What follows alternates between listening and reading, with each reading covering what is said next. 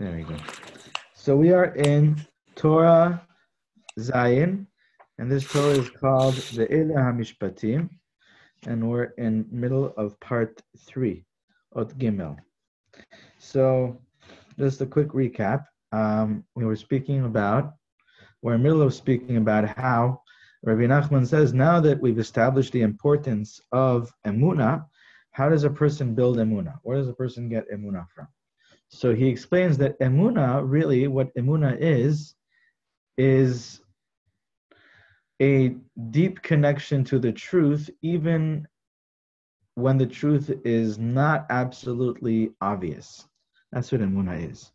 So we are now in this physical world building emunah, meaning that the center of everything that we're doing in fulfilling the Torah and the mitzvot and living the life that Hashem wants us to live is building emunah, because now the way we're living in this physical world, the truth, the emet, is not absolutely obvious. It's not absolutely tangible, physically tangible. And so our job is to be building the emunah. Emunah is the trust and the faith in that truth, to be so connected to that truth that we are able to live as if that truth is tangibly is able to be experienced and able to be felt. So that's what emunah is all about. Emunah is the place where emet, where truth is not tangible, it's not actually experiential in the way that the physical is, in the way that the other things are in that place, but still you're living as if that truth is there because you are so connected to the truth. Because you're so connected to the truth.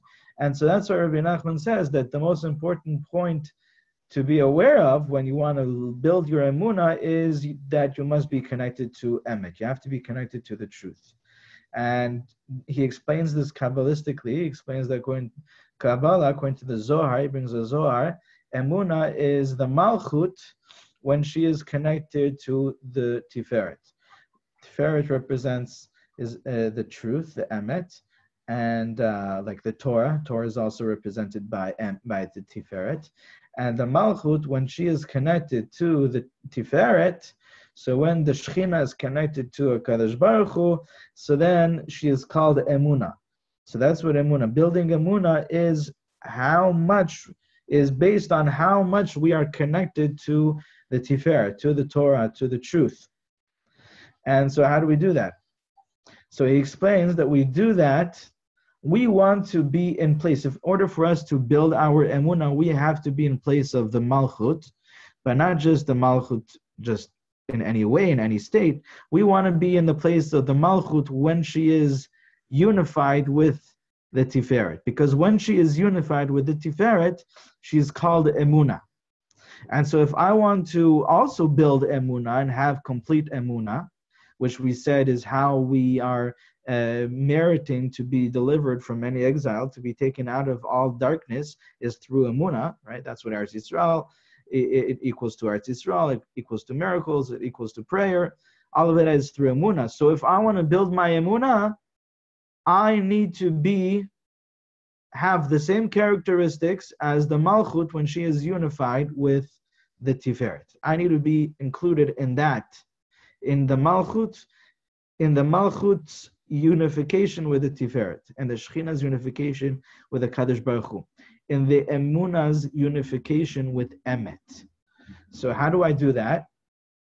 So Rabbi Nachman explains that I do that by receiving, and not just receiving, by accepting and practically implementing the advice of the tzaddikim. When I accept and I practically implement, live my life accordingly, and I practically implement the advice of the tzaddikim, in effect, what I'm doing is I am being unified with the tiferet, an intimate unification. That's what Rabbi Nachman is explaining, because Rabbi Nachman explains that the advice that someone gives, practical advice, is really the seed. Just like a man gives to a woman the seed, and she takes that seed and builds a child from it. In the same way, the seed is sourced in the wisdom, in the intelligence, in what's called the chokhmah, and that travels through the spine. It travels through all these different aspects of a consciousness, through all the different aspects of a person, of a person, until it comes to the kidneys. The Zohar says, and the Gemara says, and the Midrashim explain, that the kidneys are what process the seed and bring it to a point where now it can be developed into a child.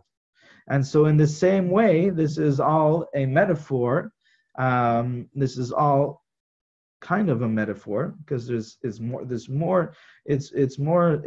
similar to the metaphor than just a regular simple metaphor, but it's almost like a metaphor. So metaphorically speaking, this is in the same way when you have a lot of Torah, a lot of knowledge. It doesn't have to be Torah, right? Rabbi Nachman shows us the two sides of it. There's advice of the tzaddik, and there's the advice of the rasha.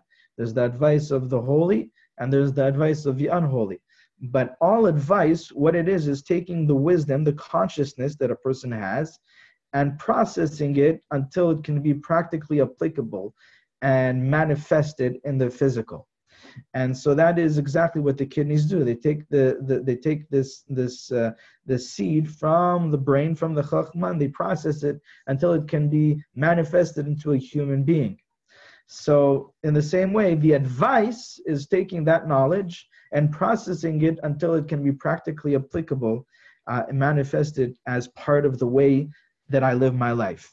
And so says Rabbi Nachman, when a person receives advice from someone, not just receives advice, accepts it, implements it practically, so they are, so to speak, metaphorically speaking, in an intimate relationship, in an intimate connection with that person. So they are connecting to that person's inner understanding, inner consciousness, by living according to the advice that that person gives. So if that person is a tzaddik, so then you have this connection, this deep connection with the tzaddik, with the aspect of the Torah, with the aspect of emet. And so now you are standing in place of the malchut. You are included in this unification of the malchut and the tiferet, of the shechina and the kadosh baruch hu. And therefore now you have emunah.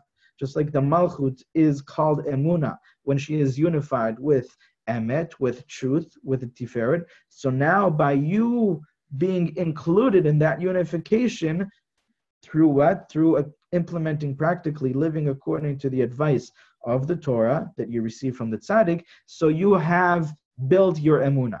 And Rabbi Nachman explained that's also true on the other side. If a person, God forbid, receives and lives according to the advice of the other side, of the side of Tumah, of the Klippa, so then he is connected intimately with the side of the Klippa. And Rabbi Nachman explains that that's exactly what happened in the primordial sin of Chava, when she received the advice of the serpent, of the Nachash, of the Satan. She received the advice and followed the advice. So then she was injected, says the Zohar and the Medrash, she was injected with the venom of the snake. But the way that the Medrash explains it, describes it, she was injected with that venom the same way as if she was raped by that serpent. And that venom is what causes death and illness and all the troubles that we have throughout history. And it says in the Gemara that when we receive the Torah, so that venom was removed from us. And had we not come back to sin by the golden calf, we would have been living for all of eternity, free from any suffering, free from any troubles, free from all pain that is connected to that venom. But why is that? So that venom being injected in Chava is because she followed the advice of the Klippa. She followed the advice of the Satan.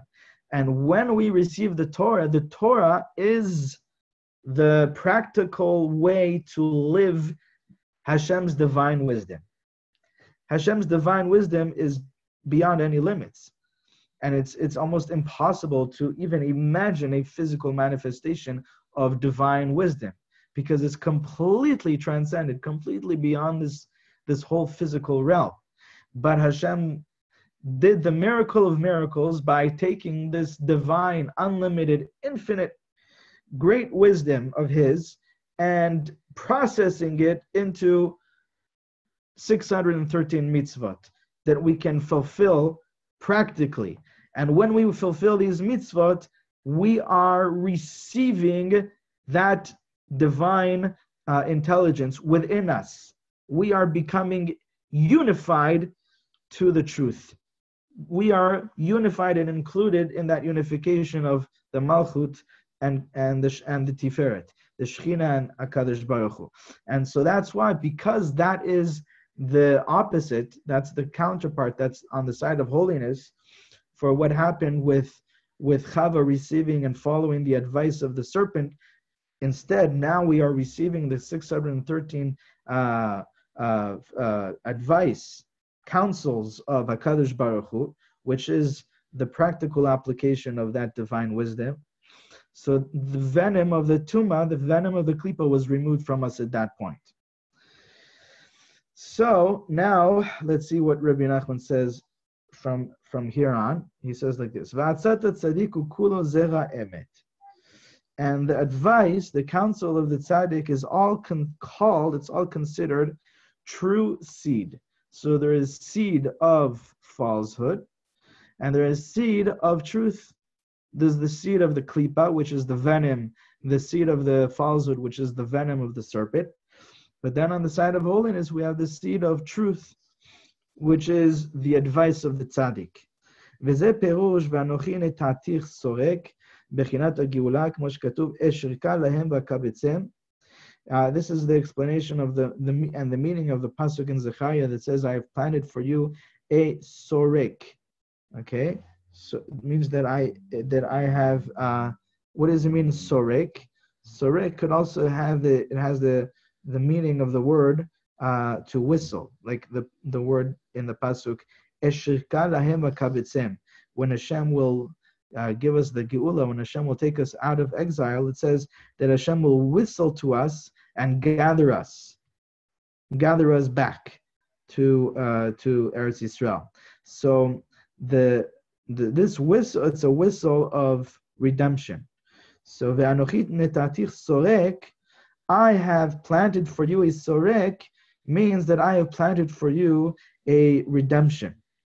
Okay, and how have I planted for you a redemption? So what's the end of that pasuk in Zechariah, in Yirmiyah? Ve'al yidei ma? Al yidei kulo zera emet. The end of that pasuk is that I have planted for you a redemption. Kulo zera emet. It's completely the seed, completely the seed of truth. So what is that? The seed of truth, Rabbi Nachman explains, is the advice of the tzaddik. So we see from here that from the advice of the tzaddik, we merit to be included in the unification of the Malchut with the Kadosh Baruch Hu, the Malchut with the Tiferet. And through that, we merit the redemption. As we said, the redemption comes from Emunah. And by receiving the advice, practically implementing the advice of the tzaddik, we are building the Emunah, and through this, we merit the redemption. על ידי עצת הצדיקים תבוא לאמת, ועל ידי זה נקראת אמונה, כד יתחבר באמת, ועל ידי זה תבוא הגאולה כנ"ל, כי הוא מקבל טיפי השכל של הצדיק על ידי עצה שמקבל ממנו. וזהו הן אמת חפצת בטוחות, בכליות. חוכמה תודיעני, שאזכה לקבל טיפי המוח, טיפי השכל על ידי עצה שאקבל מהם, ואז אזכה לאמת, כי הטיפי השכל נקרא Kulo Zeira Emet. And so based on this, he explains a pasuk that he mentioned before. It says in the pasuk that you have desired truth in the inner parts. And so Rabbi Nachman earlier explained that the inner parts is referring to the kidneys, which is where the wisdom is processed into practical advice. And the end of that pasuk is Chochma Todi'eni. You will teach me wisdom. What this means is that through the wisdom that you have taught me, the advice that you have given me, which is the processed wisdom that you have given over to me, I have merit truth. Okay, because I desire truth, I receive the truth. How do I receive the truth? Through the wisdom that you gave over to me in the kidneys. The kidneys is the place where the wisdom is processed as practical advice. So through the wisdom that you gave over to me in the kidneys as practical advice, I have merited truth. Dalid, fourth part. Veda she'alideh mitzvat tzitzit. So now that we spoke about the importance of receiving the advice from the tzaddik, okay, that's it's also important to point out how we remove anything that's detrimental to that, anything that's destructive to the advice of the tzaddik. How do we remove that? Rabbi Nachman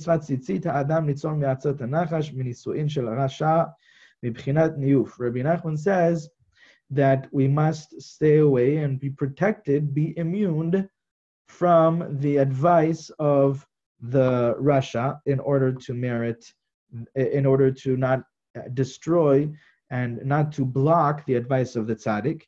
But how do we be protected and immune from the advice of the Rasha? Through tzitzit. And this is what Rabbi Nachman explains, the secret of the mitzvah of tzitzit. The mitzvah of tzitzit is a special protective force that protects us from the advice of the klipa, from the advice of the Rasha, from the advice of the serpent, which is, as we said before, the intimate connection to the Rasha. So he says, "V'da she'alideh mitzvah tzitzit ha'adam nitzol me'atzat ha'nachash minisuin shel rasha mebchinat niyuf." And he explains that the advice of the Rasha, the advice of the serpent, is all of the immoral relationships, all of the immoral connections, the immoral sexual relationships that there are. That's the aspect of the advice of the primordial serpent. That's the aspect of the advice of the Rasha. Okay, the immoral sexual relationships. And how is a person saved from that? Through the tzitzit. Why? So Rabbi Nachman is going to prove that tzitzit is a protection for immoral sexual relationships and for the lust that brings to that. It's a protection for that Yetzer Hara. And he starts off by bringing the Tikkun HaZohar that explains what happened with the sons of Noach. It says that what happened was the son of Noach had three sons, Shem, Ham, and Yafet. And Ham went in and saw his father that was drunk and naked, and there are a few opinions of what he did to his father at that point when he found his father drunk and naked, but it was not respectful. It was just the opposite. It was a tremendous embarrassment to his father Noach. And Shem and Yafet came in afterwards, and they covered up their father, and they saved him. They took him out of that tremendously embarrassing situation. And so because of that, Ham was cursed, and he was cursed to be a servant, to be a slave to his brothers for all of eternity. And so all the descendants of Ham are the aspect of slaves. And so we see that slaves, the aspect of slaves, is connected to immoral sexual relationships, because that's what was happening here. It was an embarrassment to Noach, and there are some explanations that it had something to do with it was immoral sexually. So the Zohar speaks about this pasuk, and the Zohar makes a reference to the tzitzit. The Zohar says on the pasuk, "Vayikach Shem vayefet et hasimla vayasimu al shechem shenehem." It says that Shem and Yafet took the garment. It doesn't say which garment in the Torah, but they took this garment and they put it on their shoulders, and then they covered their father, right? The Zohar says that this garment that they covered their father with, that kind of took away they covered or removed the embarrassing and insulting situation, which was connected to an immoral sexual thing that happened. And they covered it up, they removed that embarrassment, they removed that blemish through the tzitzit. They covered their father's nakedness, so to speak, with the tzitzit. That's what the Zohar says. It was this garment was a tzitzit. Ve'ervat avihem lo ra'u. The continuation of the pasuk in Bereshit is that the nakedness of their father they did not see. Okay, so the Zohar explains that means that this tzitzit removes nakedness. It removes that embarrassment that comes from immoral sexual relationships. Ki tzitzit mechasa al arayin.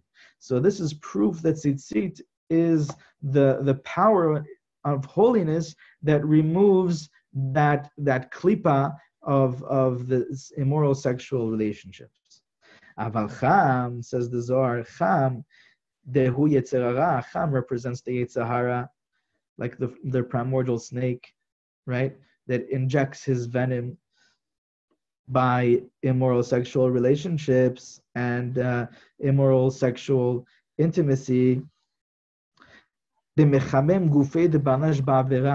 Zohar explains that cham, why is he called cham?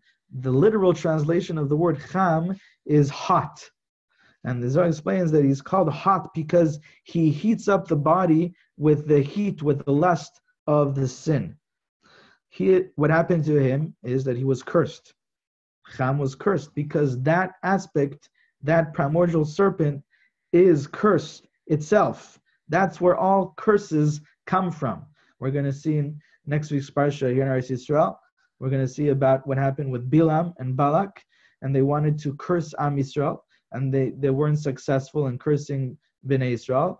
And in the end, the advice, Rabbi Nachman has a whole Torah about this, the advice of Bilam, that's the advice of the Klippa, was to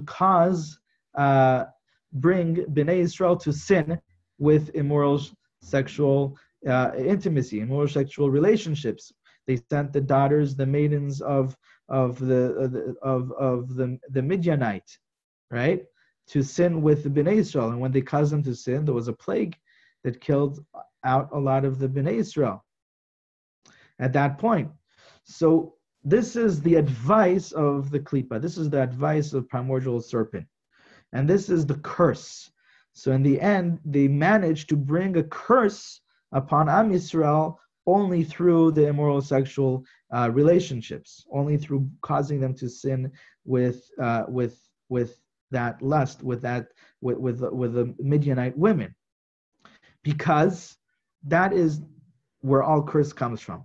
On the other hand, all blessing comes from kedushat habrit, tikkun habrit, the holiness of being pure and holy in proper relationship. And when a person's sexuality is kept according to the Torah, and a person elevates and releases all of the lust, then he elevates the relationship to something that's much more than the animal lust. So that's where all blessing comes from. And that's why originally the Midrash explains that when Bilam tried to curse Am Yisrael, he was not able to, because at that point they were pure in that aspect. At that point they had this holiness of the Brit. The holiness of the Brit protects from all curses, and it is in itself the essence of blessing. But Cham, coming back to Cham, that he was immoral sexually, he is called Cham, which means hot, because he represents the lust, the Yetzer Hara, that heats up the body with the lust of immoral sexuality. And that's why he was cursed, because that is the source of all curse.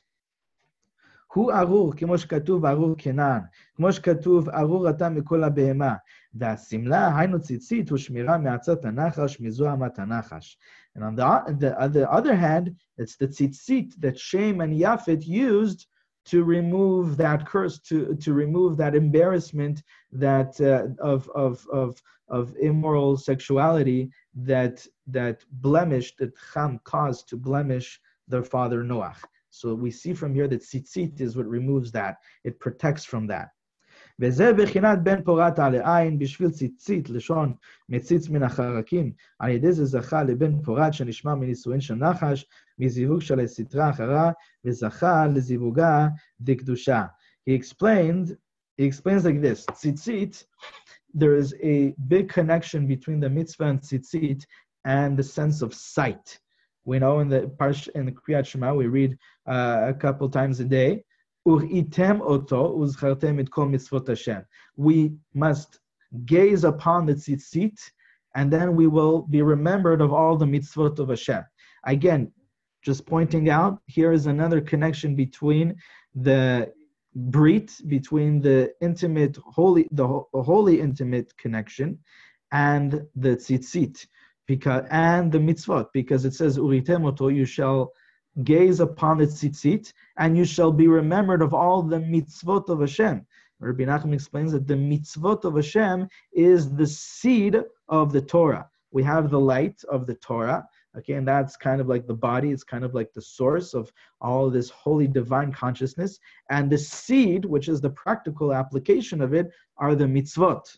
And so when we gaze upon the tzitzit, we are reminded of the mitzvot, because that's what it increases within us. It increases this pure and holy, the pure and holiness of sexuality according to the Torah.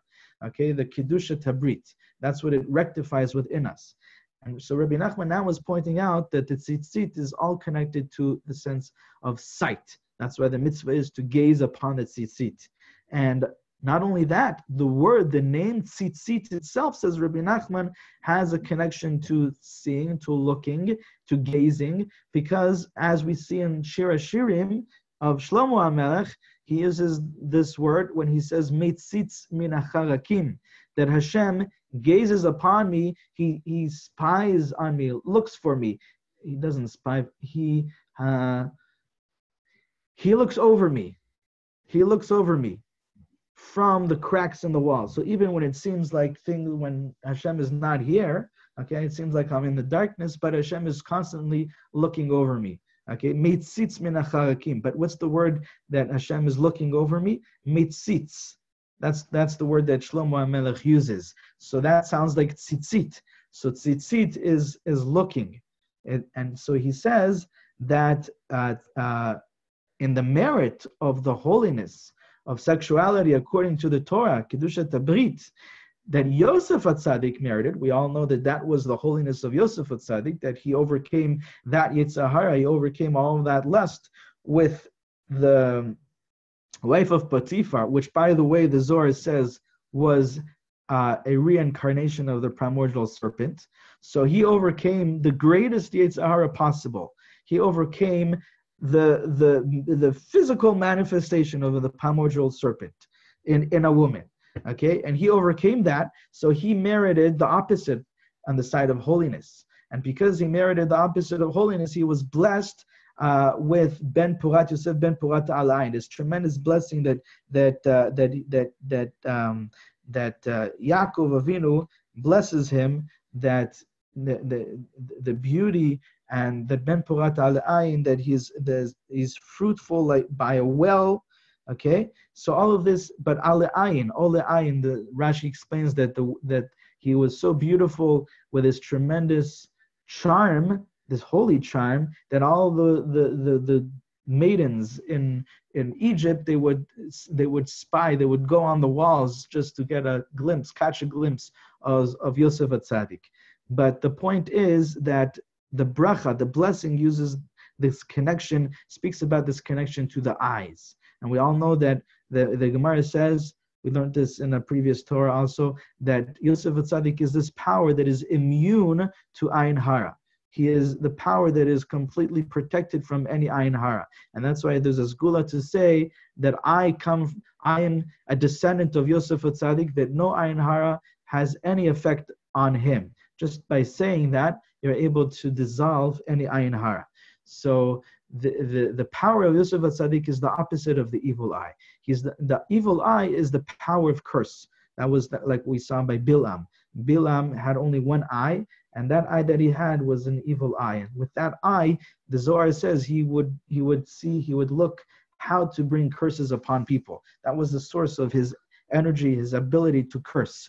The opposite of that, the opposite of the evil eye, the ayin hara, is the eye of blessing, where you look at everyone with a desire to bless. You look at everyone with eyes of godliness, of good, always kind, that everything should be filled with Hashem's blessings. And that comes from dissolving all the lust that a person has, the lust of the immoral sexuality, the improper sexuality. And Yosef HaTzadik merited this. Therefore, he merited the good eye, the eye of blessing. And that's why he was blessed with this ben purat al ayin. And this is, says Rabbi Nachman, this is all connected to the tzitzit, which the word tzitzit has a definition of looking. And we have a connection in this mitzvah that the whole mitzvah of tzitzit is not just to wear it, but to gaze upon the tzitzit and be remembered of all the mitzvot, which is all of this coming back to, it's all representing the idea of the holy sexuality, the rectification of sexuality according to the Torah, which is a holy, intimate relationship and connection to the divine, to the beyond, not to the momentary fulfillment of a person's animalistic desire, but the intimate relationship and the connection to the beyond, to be a vessel for the manifestation of the divine in this world, to the manifestation of that revelation of the divine in this world. Okay, I think we should stop here for today.